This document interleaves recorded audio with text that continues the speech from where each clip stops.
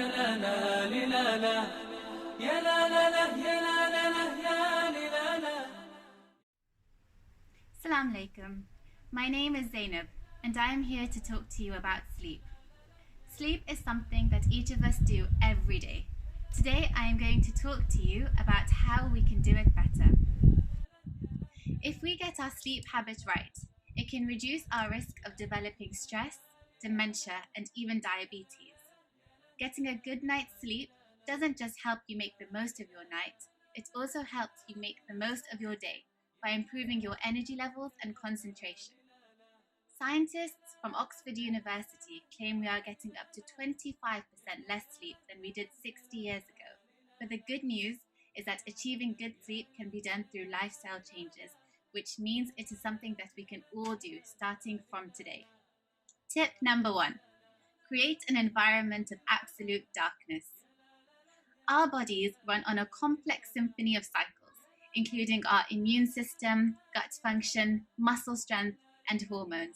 They all show a daily rhythm, also known as a circadian rhythm.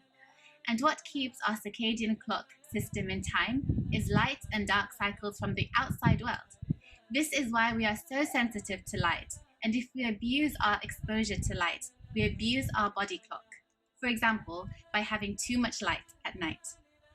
Firstly, I would suggest before you try to sleep, make sure your bedroom is completely dark.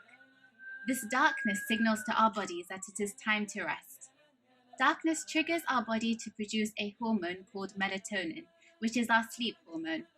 Try to eliminate any light sources in your room, including the light from an electric clock, from your landing, or from street lamps outside your window. Next is regarding smartphones and TVs. It is better not to use your smartphone or watch TV an hour or two before bed. Did you know that these electronic devices emit the same wavelength of light as the morning sun? We call light from these devices blue light. And when exposed to it, it makes our body produce less melatonin, even just from one glance. Using your phone before bed is like staring at the sun right before closing your eyes to sleep. We should turn off phones or laptops a couple of hours before bed, leave them downstairs to reduce any temptation to use them, and use an old-fashioned alarm clock if we need to. If this is too big a change, you could start by enabling nighttime mode on our phones, which will reduce the blue light emissions. It's not as good as going without your phone, but it is a step in the right direction. If night lights are needed, red light is the wavelength that has the least impact on your body's circadian rhythm, so you should consider buying a red lamp. Tip number 2. Embrace the morning light. As important as it is to reduce the light we are getting at night, it is important to get enough natural light during the day. It's recommended to spend at least 20 minutes outside without sunglasses every morning. This will not only make you feel better during the day, but also give you a better night's sleep. You can have your morning coffee or tea in the garden before work, when we're not fasting of course, or go for a quick walk around the block. Even on a cloudy day, we will be getting a lot more natural light energy than we would be by being indoors. Interestingly, our bodies are more receptive to the light we get in the morning hours, which is of a blue to green light wavelength. That's why we need to get enough sunlight in the mornings to help our circadian rhythms work as they should. If you're not willing to wrap up warm and give this a go, you can even sit by a window in the morning whilst having your breakfast to get some sunlight exposure. Tip number 3. Create a routine. As we have already mentioned, our body has its own intrinsic rhythms, and we need to support them. So how do we do this? Have a constant routine before bed. You can even set a daily alarm about 90 minutes before lights out as a signal for when your wind down to bed should begin. This is when your No Tech 90 should begin, when you turn off all your devices. My bedtime routine also includes doing some gentle breathing exercises, opening the window slightly in my bedroom, as it's easier to stay sleeping in a cooler environment, keeping water next to me in case I need it at night, and finally reading for a few minutes using a dim light until I am ready to fall asleep. You should also have a wake-up routine. Try to wake up at the same time every day, even if you have slept late the night before. By waking up at the same time every morning, your internal body clock will remain in check, and for most people, this is more important than sleeping in to make up the hours of missed sleep. By sleeping in, your body clock will become out of sync, which will in turn affect your ability to sleep again the next night. Tip number 4. Minimize any activity that will raise emotional stress before bed. Try to relax before bed.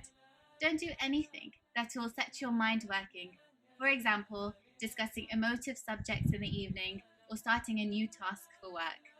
Even some TV programs can make your mind too active. It's become too easy now to check our emails or WhatsApps before bed, but this will stimulate our minds and make thoughts race around our heads while we're trying to sleep. Exercise can be part of this too. It is good to get regular exercise in each day, but better to get it in earlier on in the day rather than just before sleeping. When you eat will also affect your sleep quality, so always aim to eat dinner before 7 p.m. if possible.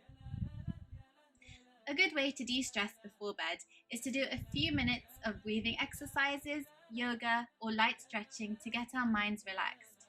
If you want to follow a YouTube video on any of these, try to watch and remember the video a few hours before bed to limit the amount of blue light exposure you get before you sleep. And finally, tip number 5. Restrict your caffeine intake to before noon.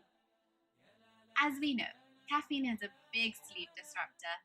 Adenosine is a chemical made in the body that builds up the longer we are awake. The more adenosine we have, the more sleepy we will feel. Caffeine blocks adenosine receptors, making the body feel less sleepy than it is. If you're having caffeine in the middle of the afternoon, it's possible it's still in your system when you're lying in bed and trying to sleep. Interestingly, reducing your sugar intake can also reduce caffeine cravings, so this could be something you try too. Another thing you can substitute for your usual tea in the evenings is a hot cup of chamomile tea, which is also great to promote relaxation before sleep. Remember, caffeine can also be in chocolate, fizzy drinks, green teas, or other herbal teas, so be sure to check the ingredients. Now, on the next slide, I've listed some of the key points I've mentioned in my talk. I would suggest pausing this slide and seeing which 3 you can start with from today. You can then come back to the list and implement more. Inshallah, these tips will help us to get to sleep and improve our sleep quality, which will have a huge impact on our health and well-being. It's a really nice feeling when we take care of ourselves and our health, because our bodies are an amana from God, so we should look after them. Thank you for watching.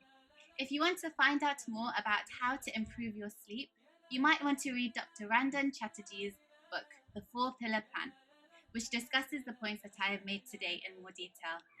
We would love to hear how you got on with implementing any of these changes.